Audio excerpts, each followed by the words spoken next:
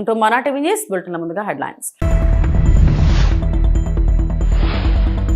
Budget పథకాల అమలుకు వేగం పెంచాలి ప్రధాని మోడీ.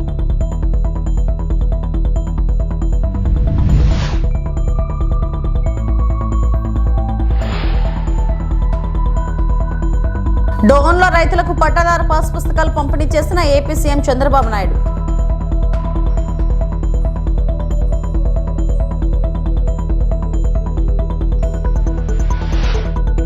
కుటుంబ సమేతంగా తిరుమల దర్శనం చేస్తున్న తెలంగాణ డిప్యూటీ సీఎం బట్టి Vikramarka.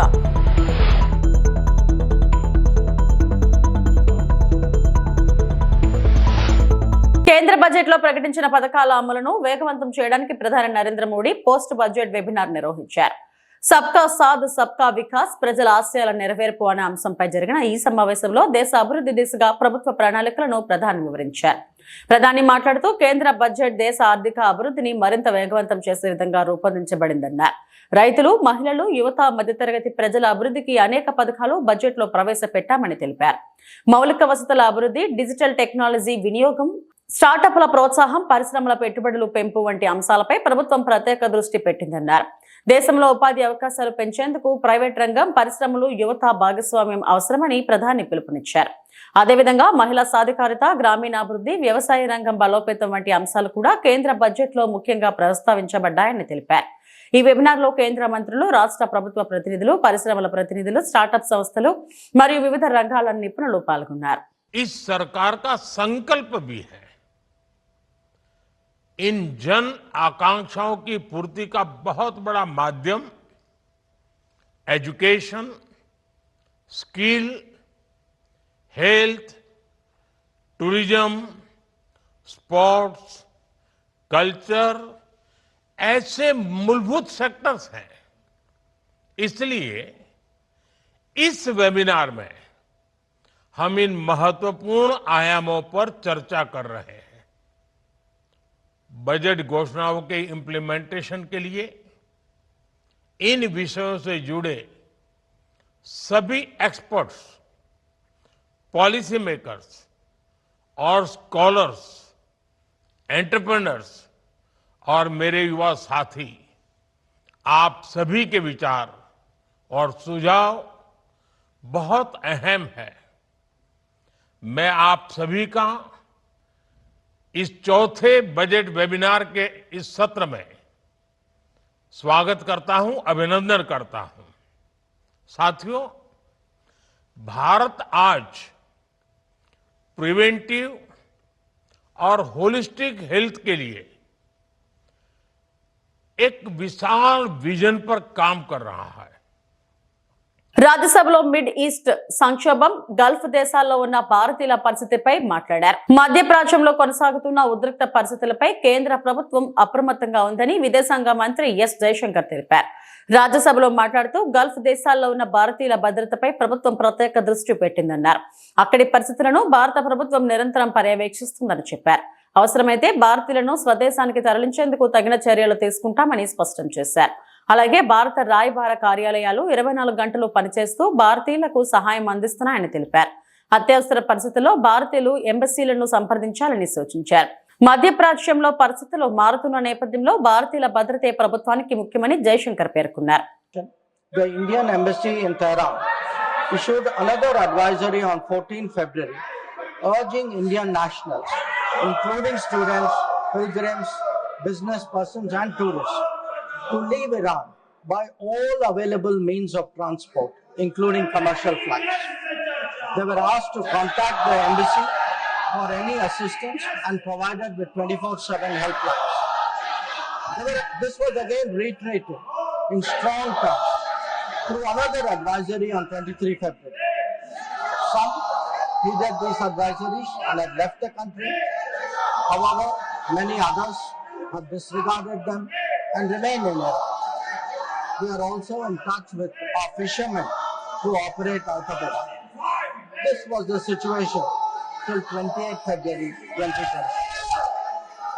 Once the conflict commenced, the Indian Embassy has facilitated the relocation of several Indian students in Tehran to places outside Tehran.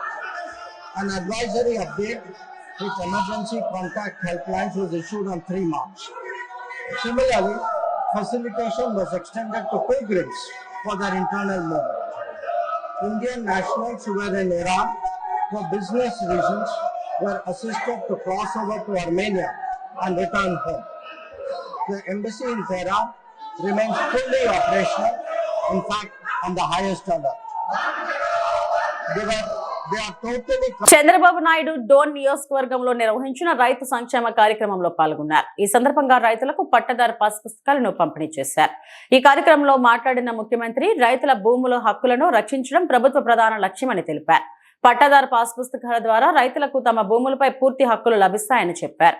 అలాగే భూమి రికార్డులను పారదర్శకంగా నిర్వహించేందుకు ప్రభుత్వం ప్రత్యేక చర్యలు తీసుకుంటుందని పేర్కొన్నారు. రైతులకు భూమి సంబంధిత సమస్యలు రాకుండా సాంకేతికతను ఉపయోగించి భూ రికార్డులను డిజిటల్ విధానంలో అందుబాటులోకి తీసుకొస్తున్నామని తెలిపారు. రైతులు ఈ పాస్ పుస్తకాల ద్వారా బ్యాంకుల నుంచి సులభంగా రుణాలు పొందగలరని ఆయన వివరించారు. ఈ కార్యక్రమంలో స్థానిక ప్రజాప్రతినిధులు, అధికారులు, రైతులు మరియు పెద్ద సంఖ్యలో ప్రజలు పాల్గొన్నారు. రైతుల చెంతకు నేరుగా పట్టాదార్ పాస్ పుస్తకాన్ని మాన్యులు, గౌరవనీయులు శ్రీమాన్ నారా చంద్రబాబు నాయుడు గారు వారి సమక్షంలో ఈకేవైసీ చేసి పట్టాదార్ పాస్ పుస్తకాన్ని అత్యంత స్పష్టమైనటువంటి ఆదేశాలతో వారు వెరిఫై చేసి ఇస్తున్నారు. గట్టిగా మన చప్పట్ల మధ్య వారికి నమస్సుమాంజలు అర్పిస్తున్నాం.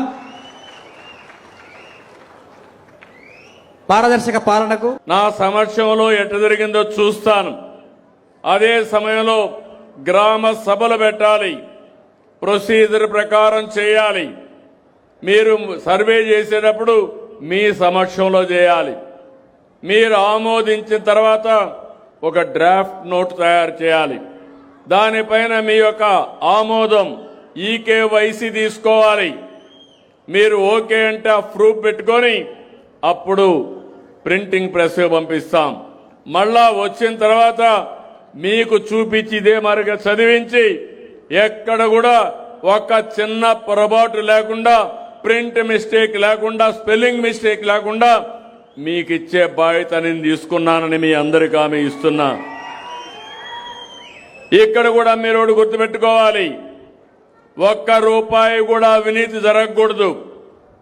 నేను చాలా స్పష్టంగా ఉన్నా. మీరెవ్వరు కూడా ఒక్క రూపాయి ఇవ్వద్దండి. ఎవరికి ఇవ్వాల్సిన అవసరం లేదు. ఎవరైనా స్వార్థపరులు మేము ఇప్పిస్తామని బేరాలు చేస్తే మాత్రం మీరు జాగ్రత్తగా ఉండండి. నా ఆలోచన ఒకటి, ఒక్క పైసా అవినీతి లేకుండా మీ భూమి మీకు పట్టా ఇప్పించే బాధ్యత నేను తీసుకుంటున్నానని చెప్పి కూడా నేను మీకు తెలియజేస్తున్నా. మంగళగిరి నియోజకవర్గం తాడేపల్లి మహానాడు ప్రాంత ప్రజల దశాబ్దాల కలను మంత్రి నారా లోకేష్ నెరవేర్చారు. తాడేపల్లి పట్టణం సీతానగరం మహానాడు వద్ద రిటైనింగ్ వాల్ నిర్మాణానికి ఆయన శంకుస్థాపన చేశారు. ఎన్నికల్లో ఇచ్చిన హామీ మేరకు రిటైనింగ్ వాల్ నిర్మాణం చేపట్టారు. కృష్ణానదికి ప్రకాశం బ్యారేజ్ దిగువన కుడివైపు 0.900 కిలోమీటర్ల నుంచి 2.610 కిలోమీటర్ల వరకు రిటైనింగ్ వాల్ నిర్మాణానికి 294.20 కోట్లతో పనులు చేపట్టేందుకు రాష్ట్ర మంత్రి మండలి ఇటీవల ఆమోదం తెలిపింది.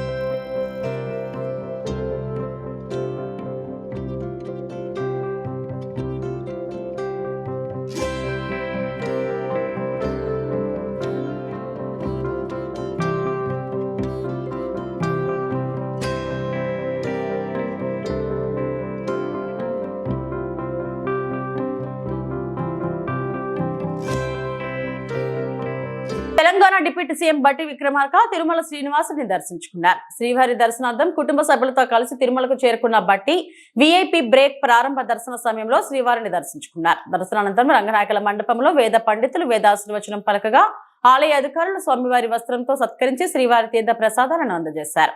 త్వరలోనే అసెంబ్లీలో బడ్జెట్ ప్రవేశపెట్టబోతున్నామని, ఈ 2047 విజన్ డాక్యుమెంట్ ను అనుగుణంగా బడ్జెట్ ని ప్రవేశపెడుతున్నామన్నారు. తెలంగాణ రాష్ట్రం ప్రపంచంలో పోటీ పడే విధంగా ముందుకు సాగాలని స్వామివారిని ప్రార్థించారన్నారు.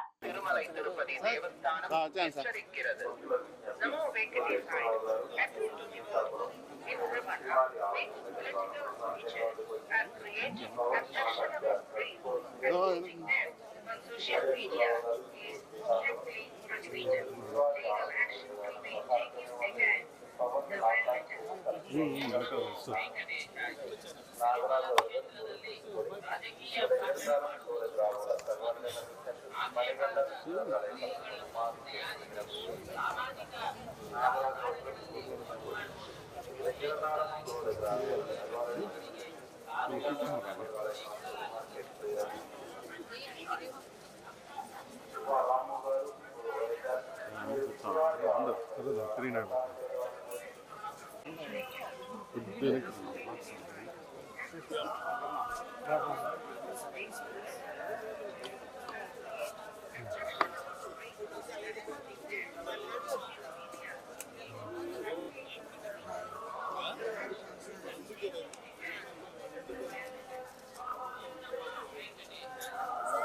లొకేషన్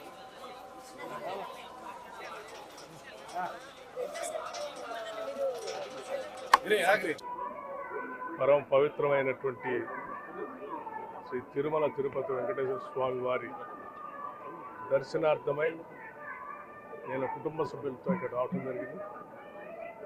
పెద్ద కుమారుడు సూర్య విక్రమాదిత్య పెళ్ళి అయిన తర్వాత స్వామివారి ఆశీస్సులు తీసుకోవడం కోసం, అలాగే కొద్ది రోజుల్లోనే తెలంగాణ రాష్ట్ర ప్రభుత్వం తరఫు నుంచి శాసనసభలో బడ్జెట్ ప్రవేశపెట్టబోతా ఉన్నాం. బడ్జెట్కి సంబంధించి కానీ తెలంగాణ రాష్ట్రానికి సంబంధించినంత వరకు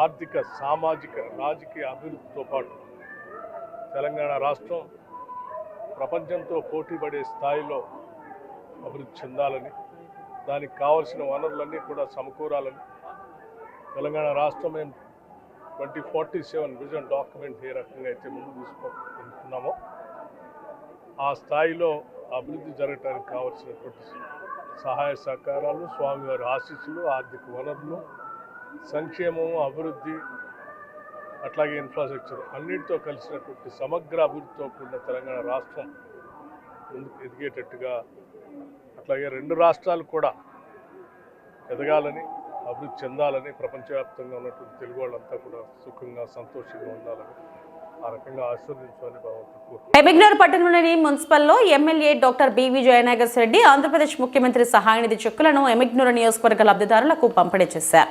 ఈ సందర్భంగా 3 మండలాలు, పట్టణానికి చెందిన మొత్తం 16 మంది లబ్ధిదారులకు 10,35,356 రూపాయల విలువైన CMRF చెక్కులను అందజేశారు. గత 20 నెలల కాలంలో ఎమిగ్నూరు నియోజకవర్గంలో ఇప్పటివరకు 249 మంది లబ్ధిదారులకు 1.96 కోట్ల ఆర్థిక సహాయం అందించబడినట్లు తెలిపారు. ఈ సందర్భంగా ఎమ్మెల్యే మాట్లాడుతూ పేద మరియు మధ్యతరగతి కుటుంబాలు అనారోగ్య సమయంలో భారీ వైద్య ఖర్చులను భరించలేని పరిస్థితుల్లో సీఎం రిలీఫ్ ఫండ్ గొప్ప ఆర్థిక భరోసాగా నిలుస్తుందన్నారు. ప్రజల ఆరోగ్యం, సంక్షేమమే లక్ష్యంగా ప్రభుత్వం వేగంగా స్పందిస్తూ అవసరమైన సహాయాన్ని అందిస్తుందని పేర్కొన్నారు. కార్యక్రమంలో రాష్ట్ర కుర్నీ కార్పొరేషన్ చైర్మన్, ఏఎంసీ చైర్మన్, మండల, పట్టణ కమిటీ సభ్యులు, నాయకులు, కార్యకర్తలు, లబ్ధిదారులు పాల్గొన్నారు.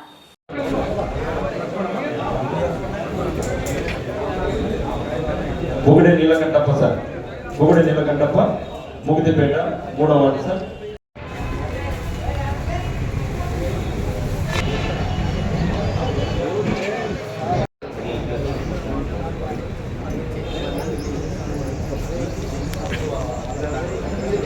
కొంచెం టౌన్లో మండలం వాళ్ళకి అవకాశం లేదన్నా చేసేసాం గారు. Right sir. తదుపరి సార్ సాధారణ వసంత్ క్లైమేట్ దాదాపుగా మీకు 1,95,00,000 ఈ 19 నెలల్లో ఒక ఎమ్మెగనూరు నియోజకవర్గంలోనే ముఖ్యమంత్రి సహాయ నిధి నుంచి కూడా దాదాపు 2 కోట్లు. ఇది సమానమైన విషయం కాదు. గత ప్రభుత్వాల్లో మీరు చూసారు, ముఖ్యమంత్రి చెక్కులు బౌన్స్ అయినటువంటి పరిస్థితి. ఆర్థిక విధ్వంసం ఏ రకంగా జరిగిందో అన్ని రంగాలలో జరిగినట్టు ఈ రంగాల్లో కూడా జరగడం. ఒక ముఖ్యమంత్రి గారు ఒక చెక్కు బౌన్స్ అయ్యే పరిస్థితి వచ్చిందంటే ఒక ఆలోచన. మరి అదేవిధంగా ఈరోజు ముఖ్యమంత్రి వారు నారా చంద్రబాబు నాయుడు గారికి ప్రత్యేక ధన్యవాదాలు తెలియజేస్తున్నాం. ఎందుకంటే కొన్ని అవుట్ ఆఫ్ ద వే నేను పోయి ముఖ్యమంత్రి గారిని సహాయం చేయాలంటే ఏమాత్రం వెనకాడకుండా పేదవాడికి సహాయం చేయాలనే ఉద్దేశంతో ఇవ్వడం జరుగుతుంది. ఈరోజు దాదాపు 14 నుంచి 17 మందికి 9 లక్షల పైసలకు చెక్కులు ఇవ్వడం జరిగింది. ఈ దినానికి దగ్గర 2 కోట్లు. ఈ యొక్క 2 కోట్ల రూపాయలంటే ఒక పేదవాడికి ఈరోజు వారి కుటుంబంలో వచ్చిన కష్టానికి సహాయంగా నిలబడేటువంటి ఒక సహాయాన్ని ముఖ్యమంత్రి చంద్రబాబుకు మంచి పేరు వస్తుందని పవిత్రమైన రంజాన్ మాసంలో ముస్లింలకు రంజాన్ తోఫా అందకుండా చేసిన వ్యక్తి జగన్మోహన్ రెడ్డి అని అనంతపురం అర్బన్ ఎమ్మెల్యే దగ్గుపాటి ప్రసాద్ విమర్శలు చేశారు. 40వ డివిజన్లో టీడీపీ మైనారిటీ నాయకుడు మహబూబ్ ఖాన్ ఆధ్వర్యంలో రంజాన్ తోఫా పంపిణీ కార్యక్రమాన్ని చేపట్టారు. ఎమ్మెల్యే దగ్గుబాటి చేతుల మీదుగా పేద ముస్లింలకు రంజాన్ తోఫా అందజేశారు. ఈరోజు అనంతపురం అర్బన్ నియోజకవర్గంలో ముస్లిం మైనారిటీ సోదరుడు మహబూబ్ ఖాన్ ఆధ్వర్యంలో రంజాన్ తోఫా కార్యక్రమం ఏర్పాటు చేయడం జరిగింది. దానిలో భాగంగా ఇక్కడికి ఆజాద్ నగర్ 40 డివిజన్కి రావడం జరిగింది. ముస్లిం మైనారిటీ సోదరులు అంటేనే మా ముఖ్యమంత్రి నారా చంద్రబాబు నాయుడు గారికి ప్రత్యేకమైన అభిమానం. ఈ రంజాన్ పవిత్ర మాసంలో ఇలాంటి కార్యక్రమం సోదరుడు మహబూబ్ ఖాన్ ఆధ్వర్యంలో జరగడం చాలా గర్వించదగ్గ విషయం. ఎందుకంటే గత 2014-19 సంవత్సరంలో ఆర్థిక పరిస్థితి బాగాలేకపోయినా, అంటే స్టేట్ డివైడ్ అయిన తర్వాత కానీ ఆర్థిక పరిస్థితి బాగాలేకపోయినా ఆ సందర్భంలో ముస్లిం మైనారిటీలకి రంజాన్ తోఫా కింద ఎవరి ఇయర్ రంజాన్ మాసంలో రంజాన్ తోఫా అందించేవారు తెలుగుదేశం పార్టీ తరఫున మా ముఖ్యమంత్రి నారా చంద్రబాబు నాయుడు. అలాంటి రంజాన్ తోఫాని 2019-24లో జగన్మోహన్ రెడ్డి క్లోజ్ చేసి, అంటే ముస్లిం మైనారిటీలకి బెనిఫిట్ రాకోకుండా చేయడం జరిగింది. అలాంటి సందర్భంలో కానీ, అంటే మహబూబ్ ఖాన్ లాంటి వాళ్ళు రంజాన్ తోఫా, అంటే చిన్న ఫ్యామిలీస్ కానీ రంజాన్ తోఫా ఇస్తూ ఉంటే గవర్నమెంట్లో ఉండి అప్పుడు ముఖ్యమంత్రి జగన్మోహన్ రెడ్డి రంజాన్ తోఫాను రద్దు చేయడం జరిగింది. అంటే కేవలం చంద్రబాబు నాయుడు గారు ఈ పథకాలు పెట్టారని చెప్పేసి రద్దు చేయడం జరిగింది. కానీ మళ్ళీ 2024లో మా ముఖ్యమంత్రి నారా చంద్రబాబు నాయుడు గారు ముఖ్యమంత్రి అయిన తర్వాత ముస్లింకి అనేకమైనటువంటి బెనిఫిట్స్ తీసుకొచ్చారు.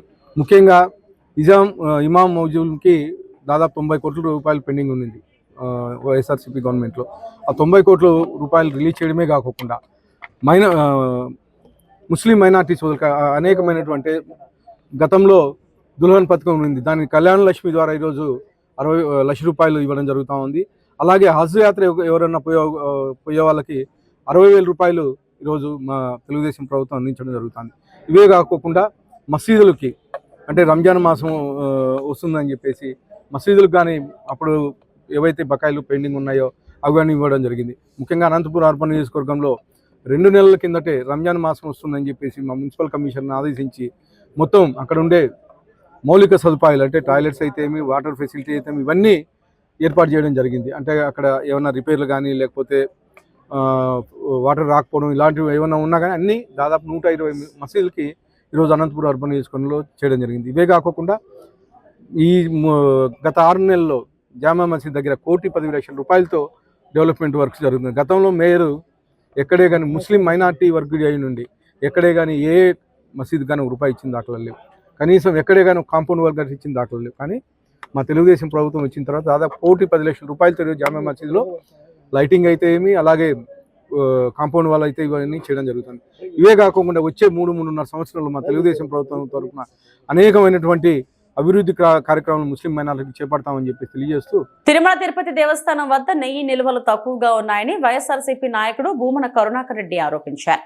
టీటీడీ వద్ద 2 రోజులకు కూడా సరిపడా నెయ్యి నిల్వలు లేవని ఆయన తెలిపారు. తిరుమలలో శ్రీ వెంకటేశ్వర స్వామి వారికి నిత్యం జరిగే నైవేద్యాలు, ప్రసాదాల తయారీలో నెయ్యి ముఖ్య పాత్ర పోషిస్తుందని చెప్పారు. అలాంటి కీలక వస్తువు నిల్వలు తక్కువగా ఉండటం ఆందోళన కలిగించే విషయమని వ్యాఖ్యానించారు. టీటీడీ పాలనలో సమర్థమైన ప్రణాళిక అవసరమని, భక్తులకు ఎలాంటి ఇబ్బందులు కలగకుండా అధికారులు చర్యలు తీసుకోవాలని ఆయన సూచించారు. తిరుమలలో ప్రతిరోజు వేలాది మంది భక్తులు దర్శనానికి వస్తుండటంతో ప్రసాదాల తయారీకి అవసరమైన సామాగ్రి ఎప్పటికప్పుడు సమృద్ధిగా ఉండాలని ఆయన అన్నారు. ఈ నేపథ్యంలో టీటీడీ అధికారులు నెయ్యి సరఫరా నిల్వలపై తక్షణమే చర్యలు తీసుకుని సమస్యను పరిష్కరించాలని భూమన కరుణాకర్ రెడ్డి కోరారు.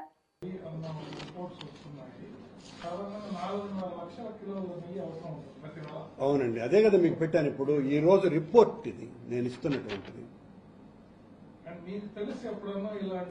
ఇప్పటి వరకు నెయ్యి సరఫరా ఎప్పుడు లేదండి. ఎప్పుడు కూడా ట్యాంకర్ బోల్ట్ పడలేదు. బహుశా భగవంతుడు కన్నెర్ర చేయటం మూలంగానే ఈ ఇందాపూరు, ఈ హెరిటేజీ, అది అక్రమ సక్రమ అన్యోన్య బాంధవ్య పరిణామం, వాళ్ళు సమర్థనం చేసుకోవటము, వాళ్ళు వ్యతిరేకించటము, అచ్చెన్నాయుడు అచ్చంబొచ్చమనని అసెంబ్లీలోను మండలిలోను ఇట్లా అనటము, వీటిలన్నింటినీ చూసి చేదరించుకున్నటువంటి భగవంతుడు బహుశా ప్రజలకందరికీ తెలియజెప్పడానికే బహుశా కార్యక్రమం జరిగిందేమో అని అనుకోవాలి సెంటిమెంటల్. 3,500 కేజీలండి. అవును, ఆ ట్యాంకర్ నిన్న వచ్చి ఉండాలా, వెంటనే మొదలై ఉండాలా. లేదనే కదా నేను చెప్తున్నది. అంటే అన్నాను నేను 2 రోజులకు కూడా సరిపడే నెయ్యి లేదు అని అన్నాను. 3,500 అంటే ఒక రోజు కూడా సరిపోదని అర్థం. తిరుపతిలో సాప్సన్ స్టోర్లోను, పశుపతి ఆ చోట్లోను అటు చోట్ల కొనుక్కోవాలి ఈరోజు రేపు.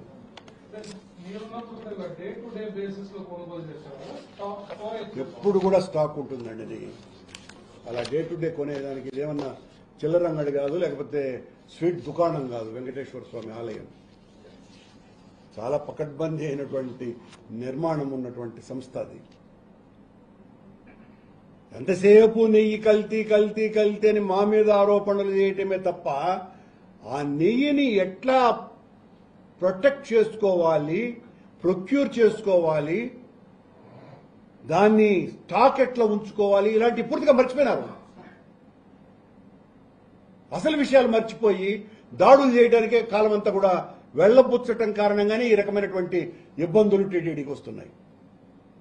అనంతపురం జిల్లా తాడిపత్రిలోని పురాతన శ్రీ బుగ్గ రామలింగేశ్వర స్వామి ఆలయంను నెల్లూరు నారాయణ స్కూల్ విద్యార్థులు దర్శించుకున్నారు. మార్చి 16 నుంచి ప్రారంభమయ్యే 10వ తరగతి పరీక్షల్లో మంచి ఫలితాలు సాధించాలని కోరుకుంటూ తాడిపత్రిలోని నెల్లూరు నారాయణ స్కూల్ విద్యార్థులు శ్రీ బుగ్గ రామలింగేశ్వర స్వామి ఆలయంలో పాఠశాలలో చదువుతున్న 10వ తరగతి విద్యార్థుల హాల్ టికెట్లను స్వామివారి వద్ద ఉంచి అర్చకులు ప్రత్యేక పూజలు చేశారు.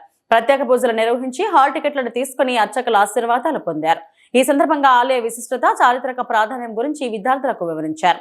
ఆలయ అభివృద్ధి మరియు పునర్నిర్మాణానికి జేసీ ప్రభాకర్ రెడ్డి మరియు జేసీ అస్మిత్ రెడ్డి తీసుకుంటున్న చర్యలకు కూడా వారికి తెలియజేశారు. సభా మండపం పునర్నిర్మాణం ద్వారా ఆలయ వైభవాన్ని మరింతగా అభివృద్ధి చేయాలని వారు సంకల్పించారని తెలిపారు. దేవుని ఆశీస్సులతో 10వ తరగతి పరీక్షల్లో విజయాలు సాధించాలని విద్యార్థులు ప్రత్యేక ప్రార్థనలు చేశారు. ఈ సందర్భంగా ఆలయ అభివృద్ధికి కృషి చేస్తున్న ఎమ్మెల్యే జేసీ అస్మిత్ రెడ్డి మరియు మున్సిపల్ చైర్మన్ జేసీ ప్రభాకర్ రెడ్డికి నారాయణ స్కూల్ ప్రిన్సిపల్ కృతజ్ఞతలు తెలిపారు. ప్రాచీన ఆలయాలు కూడా శిథిలావస్థలో ఉంటే ఇక్కడ చోట వేరే ఊర్లలో మిగతా ఊర్లలో ఏ నాయకుడు పట్టించుకోవడం అనమాట. మన ఊర్లో మటుకు జేసీ ప్రభాకర్ రెడ్డి గారు, అస్మిత్ రెడ్డి గారు వాళ్ళ యొక్క ఆధ్వర్యంలో వాళ్ళ సెంట్రల్ డిపార్ట్మెంట్ వాళ్ళతో మాట్లాడి చర్చలు జరిపి మన యొక్క ప్రాచీనమైన ఆలయాన్ని, ఇప్పుడు కృష్ణదేవరాయ కాలంలోది ఈ గుడి ఆలయం, కృష్ణదేవరాయ కంటే ముందే చెప్తాను, ఏమంటే గుర్తుపెట్టడానికి ఈ కృష్ణదేవరాయలు అని చెప్తున్నా కానీ అటువంటి గుడి శిథిలావస్థలో ఉంది, బాగుండాలని చెప్పి ఈ యొక్క ఆలయాన్ని కూడా పునరుద్ధరింప చేస్తున్నారు. బాణం అంటే జీర్ణోద్ధరణ చేస్తున్నారు. ఆలయాన్ని చక్కగా స్తంభాలు ఇప్పుడు ఇట్లా వంగి ఉన్నాయి కదా, ఇటుపక్క చక్కగా నిలబెట్టి చేయడానికి చేస్తున్నారు. ఇప్పుడున్న కళ్యాణ మండపం చెప్పాను కదా, కళ్యాణ మండపం కూడా మనం తయారు చేస్తున్నారు. ఈ మండపం ఆలయంలో ఎక్కడెక్కడ ఏమేమి బాగాలేవో అన్నీ కూడా తయారు చేస్తున్నారు. ఎందుకంటే మన యొక్క సాంస్కృతిక సాంప్రదాయాలు కూడా భావి తరాలకు తెలియాలని చెప్పి, మన తర్వాత ధర్మాలు కూడా తెలియాలా, ఆ విధంగా ఏ విధంగా ఉంది మన సంస్కృతి, మన సాంప్రదాయాలు ఏ విధంగా ఉన్నాయి, మన వాళ్ళు ఏ విధంగా నడుచుకున్నారు అని చెప్పి తెలియజెప్పడమే ఈ యొక్క ఆలయాల ఉద్దేశం అన్నమాట. ఆయన ధర్మానికి ప్రతిరూపం, నందీశ్వరుడు ధర్మానికి ప్రతిరూపం. ఆయన 4 కాళ్ళు 4 వేదాలు అనమాట. ఆ విధంగా శృంగం వచ్చేసి కొమ్ములు, ఆ శివుని చేరుకునే మార్గాలు శృంగాలు. ఎందుకు నందీశ్వరుడికి ఇట్లా చేతులు పెట్టి కొమ్ముల మీద నివృత్తు స్వామివారు చూస్తూ ఉంటారంటే ఈశ్వరస్యానులోకనం అంటే ఒక నందీశ్వరుని తగిలి నమస్కారం చేసుకుంటేనే మనం కైలాసం పోయేంత పుణ్యం అన్నమాట. కైలాసం చేరేంత పుణ్యం. ఈశ్వరస్యావలోకనం శృంగ మధ్య శివం దృష్ట్యా, శృంగం అంటే కుములు, శృంగ మధ్య శివం దృష్ట్యా, ఆ మధ్యలోంచి శివుని చూస్తే కన్నా కైలాసం చేసుకుంటానే అయిపోదు కదా, కై నమస్కారం చేసుకుంటానే. ఆ విధంగా కొమ్ముల నుంచి ఆ పరమేశ్వరుడు చూస్తే కన్నా ఎక్కడంగా కనిపిస్తాడని చెప్పి చెప్తారు. అది మనం త్రికరణ శుద్ధిగా భక్తి భావనతో ధర్మబద్ధంగా నమస్కారం చేసుకోవాలన్నమాట. అందుకు ఆ పరమేశ్వరుడికి ఎదురుగా నందీశ్వరుడు ఉంటాడనమాట. అది ఇంకోటి ఎందుకు పెట్టాడంటే ఒకానొక సమయంలో ఈ రాక్షసులు ఏం చేసేవాళ్ళంటే రాక్షసులకు ఒక గొప్ప శక్తి ఉండేది అనమాట. కామరూపం దాలుస్తాయి అనమాట. అంటే నాలాగంటే నాలాగా, రాయలాగంటే రాలాగా, మీలాగంటే మీలాగా, నీరులాగా అట్లా రాక్షసులు రూపాలు మార్చు ఉండేవాళ్ళు. ఈ రాక్షసులకు సర్పాలకు చాలా శక్తి ఉంటుందన్నమాట. అంటే ఏ రూపమైనా దాలుస్తాయి. మనిషి రూపం దాల్చచ్చు, దేవుని రూపం దాల్చచ్చు, నందీశ్వరుని రూపం దాల్చచ్చు. ఆ విధమైన శక్తి ఉంటుందన్నమాట. ఈ రాక్షసులంతా ఏం చేసేవాళ్ళంటే ఈ యొక్క ఋషులు యొక్క వేషాలు వేసుకొని ఆ కైలాసపురంలో పోయి స్వామివారి చేత వరాలు పొంది బోలాశంకరుడు కదా భక్తితో ఎవరైనా సరే ఆయనకు మిగతా ఆడంబరాలు ఏమవుతుంది భక్తిగా. శ్రీకాళహస్తిలోని నల్లగంగమ్మ ఆలయం నందు ఈ నెల 10, 11 తేదీన నిర్వహించే నల్లగంగమ్మ జాతర వేడుకలు అత్యంత వేడుకగా నిర్వహిస్తామని ఆలయ ధర్మకర్తల మండలి కమిటీ చైర్మన్ కంట రమేష్ తెలిపారు. ఈ సందర్భంగా ఆయన మాట్లాడుతూ ప్రతి ఏడాది అత్యంత వైభవంగా నిర్వహించే నల్లగంగమ్మ జాతర ఈ ఏడాది ఈ నెల 10, 11 తేదీన అత్యంత వేడుకగా నిర్వహించడానికి కార్యాచరణ చేపట్టామని తెలియజేశారు. 10వ తేదీ రాత్రి గంగమ్మ సర్వాంగ సుందరంగా ముస్తాబాయి గ్రామోత్సవం రాగా 11వ తేదీ తెల్లవారుజామున బహదూర్పేట నందు కొలువు తీరి భక్తులకు దర్శనమిస్తుందని 50 మంది భక్తులు అమ్మవారిని దర్శించుకుని అమ్మవారి కృపా కటాక్షాలను పొందవలసిందిగా కోరారు. అమ్మవారిని దర్శించుకునే భక్తులకు పసుపు కుంకుమ, రవిక గుడ్డ, గాజులు వాయినంగా అందజేస్తున్నామని ఈ సందర్భంగా తెలిపారు. ఈ కార్యక్రమం నందు అనిల్, ప్రదీప్, నారాయణ, నక్కా రాజేంద్ర, గుణ యాదగిరి తదితరులు పాల్గొన్నారు.